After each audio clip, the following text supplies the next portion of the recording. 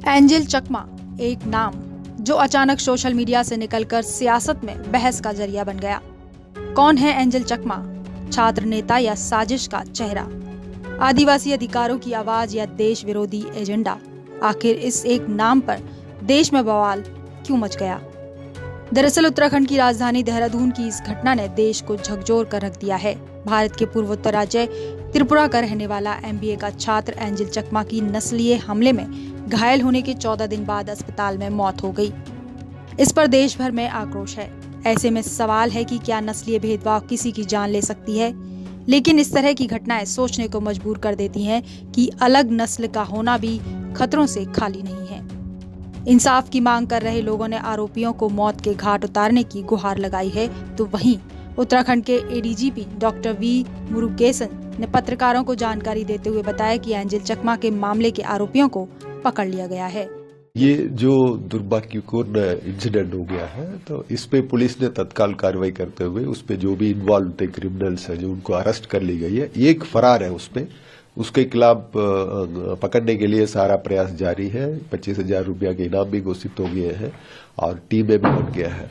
और ये भी मुझे बताना है कि माननीय मुख्यमंत्री जी का निर्देश है सभी डिस्ट्रिक्ट एसपीज को है कि जो भी पूर्वोत्तर राज्य के हमारे यहाँ पे रह रहे हैं या काम कर रहे हैं या पढ़ाई कर रहे हैं जो है उनका सुरक्षा व्यवस्था को पूर्ण रूप से देख लिया जाए। दोबारा एक बार अलर्ट कराया जाएगा और जो भी ऐसे क्रिमिनल्स है जो भी कानून को अपने हाथ से लेके कानून व्यवस्था को बिगाड़ते हैं, क्रिमिनल की एक्टिविटी करते हैं, उनके खिलाफ सख्त कार्रवाई करने के लिए निर्देश दी गई है। पूरे मामले पर त्रिपुरा के CM माणिक साहा ने घटना की निंदा करते हुए कहा कि 5 आरोपियों को पकड़ लिया गया है, जो भी न्याय होगा करेंगे।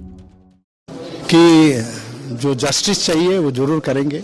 5 आदमी अरेस्ट हुआ है और 1-2 शायद और बचा है और उनको पकड़ने के लिए ऑलरेडी लोग भेजा भी है और मेरे ख्याल से वो पकड़ा जाएगा। मैंने कहा किसी जगह में भी कुछ गैप नहीं होना चाहिए। उन्होंने मुझे एश्योरेंस किया है कि इन लोगों को जो जस्टिस देना है वो जस्टिस दिलाएंगे और उनको अभी 5 आदमी को अरेस्ट किया है। नहीं, मैं आज कोशिश किया उन लोगों से बात करने के लिए। अभी तो इनका जो घर है मैं सोचा था यहाँ पर है अगरतला में, तो मैं सोचा आज सवेरे में जाऊँ। बाद में पता लगा उनका घर थोड़ा सा दूर है, तो मैं लेकिन उनसे मिलूँगा मैं। और नियमित रूप से वहाँ का जो MLA है शंभूलाल चकमा, उसके साथ मैं जब से ये घटना घटी तो अभी से मैं उनसे हमेशा बात किया मैंने, क्या सिचुएशन है, कोई सपोर्ट चाहिए क्या नहीं। तो ये बोल रहे हैं मैंने जो चाहते हैं वही हम लोग रेडी हैं उनको सपोर्ट करने के लिए। उन्होंने खाली उनके साथ तो बात हुआ है, प्लस उन्होंने मुझे पूरा डिटेल्स उन्होंने मैसेज भी किया है बहुत लंबा, क्या क्या हुआ है और क्या क्या सिचुएशन क्या पूरा डिटेल्स मेरा मोबाइल में उन्होंने भेजा। सडनली मैं थोड़ा सरप्राइज हो गया, तो मैं सोचा था उनसे मैं फ़ोन करूं। जैसे फ़ोन करूं देखा वो खुद ही फ़ोन किया है और मैसेज भी भेज दिया है। एंजेल त्रिपुरा का रहने वाला है जो कि देहरादून में MBA की पढ़ाई करने के लिए गया हुआ था कि नस्लीय भेदभाव के चलते हिंसा का शिकार हुआ और मौत हो गई।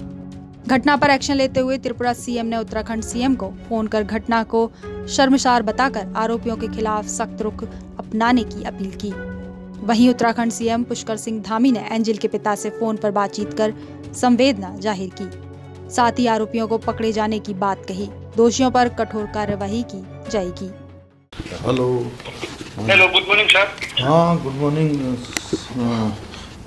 चकमा जी कैसे हैं? तरुण जी ठीक है। बहुत हमारा एक्चुअली में बहुत ही दुखद घटना हुआ। हम बहुत दुखी हैं इससे और इस पर हमने बहुत सख्त कार्रवाई के लिए कहा है यहाँ पर, है ना। और 4-5 लोग जो भी इसमें थे बदमाश, 5 गिरफ्तार कर लिए गए हैं जो भी इस घटना में जिन्होंने भी अपराध में किया है। और एक कोई नेपाल का था, शायद वो नेपाल भागा हुआ है या कहाँ है, तो उसके ऊपर इनाम यहाँ घोषित हमने कर दिया है और उसको पकड़ने के लिए भी टीम वहाँ पर भेज दी गई है पुलिस की ना। लेकिन चलिए अब ये तो सब हो ही जाएगा, लेकिन बहुत दुखद है और हम बहुत दुखी हैं। मतलब सच में बहुत कष्ट है हमको और मैं समझ सकता हूँ आपका बहुत कष्ट है, परिवार में बहुत कष्ट है और थोड़ा सा हिम्मत करिए और क्या कहें। बहुत आपके लिए, एक पिता के लिए इससे ज़्यादा कष्ट और क्या हो सकता है ना। माता पिता के लिए, आपके परिवार में बहुत कष्ट, बहुत दुख आया है, बहुत अनहोनी है। हम भगवान से यही प्रार्थना करेंगे और इन जो भी लोग इसके दोषी हैं उनको हम लोग कड़ी से कड़ी सज़ा दिलाएंगे। यहाँ मैंने उनसे भी बात किया था, हमारे जो मुख्यमंत्री जी हैं डॉक्टर मानिक शाह जी से भी परसों मेरा बात हुआ था, उनका भी फ़ोन आया था।